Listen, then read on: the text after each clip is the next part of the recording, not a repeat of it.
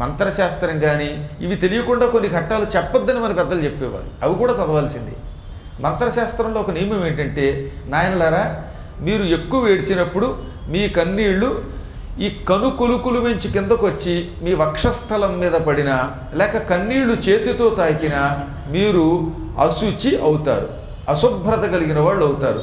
అలాంటి వాళ్ళు రక్షాస్తోత్రములు చెయ్యకూడదు. అప్పుడు ఏం చెయ్యాలి? ఈ కన్నీళ్లు తుడుచుకొని చేతులు కడుక్కోవాలి, ముఖం కడుక్కోవాలి, ఆచమనం చెయ్యాలి. ఓం కేశవాయ స్వాహ, ఓం నారాయణాయ స్వాహ, ఓం మాధవాయ స్వాహ అని 3 పర్యాయములు ఆచమనం చెయ్యాలి.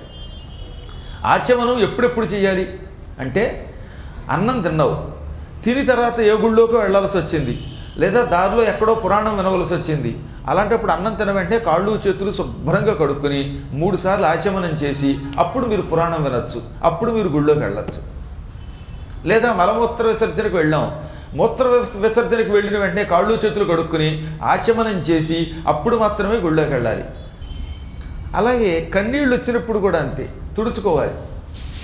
చీది చేతులు పాడైపోయినప్పుడు, కొంతమందికి ఒక దిక్కుమాల చీదుళ్ళు కదా, ఎప్పుడు చూసినా చీదుళ్ళే. మరి ఏమిటో ఈ కలియుగంలో అనమాట, హచ్చి అండం. దానికి గల కారణం వాతావరణంతో కాలుష్యం అయిపోయింది, అందరికీ ఇంచుమించుగా కఫం పట్టేస్తుంది.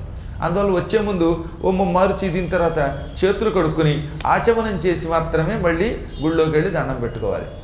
పురాణం మధ్యలో చీదినప్పుడల్లా ఆచమనానికి లేవకండి, లేనిపోని గొడవ.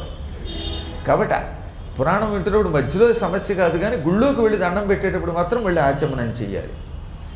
ఇవన్నీ నియమములు. లేకపోతే మనం అశుచిలుగా ఉంటాం. ఆచమనం చేయడానికి నీళ్లు లేవండి అంటే, నీళ్ళు ఎందుకు ఉండటంలా ఉంటాయి, తెచ్చుకోండి. అందుకే మరి వాటర్ బాటిల్స్ కొనుక్కుంటారు కదా, కొంచెం నీళ్లు చేతిలో పోసుకుని ఆచమనం చేయండి, మరి తప్పదు. ఇప్పుడు ఇంకో సూచన చెయ్యాలి. ఏమంటే మేము వాటర్ బాటిల్ పెట్టుకెళ్ళాం, చీటికి వాటికి చీత్తాం, లేదా ఏవో అశుచి పనులు చేస్తాం, అయినా మేము పురాణం వినాలనుకుంటున్నాం, గుళ్ళోకి వెళ్ళాలనుకుంటున్నాం, అప్పుడు ఏం చేయాలి? దానికి భస్మస్నానం చెప్పారు. ఎంత విభూతి పూసుకుంటే వాడు నిత్య శుచి, భస్మేన నిత్య శుచి, భస్మముతో నిత్య శుచి అవుతాడు అని శాస్త్రం. కాబట్టి కొన్ని ఇలాంటివి కూడా చేసుకోవచ్చు. అందుకే విభూతి పెట్టుకొచ్చేసారంటే, లేదా ఊర్ధ్వపుండ్రములు వైష్ణవనామములు పెట్టుకున్నారంటే, అప్పుడు మీరు ఒకవేళ కాళ్ళు కడుగోకపోయినా ఆచమనం చేయకపోయినా మీరు శుచులైపోతారు. ఇక్కడ కౌశల్య కూడా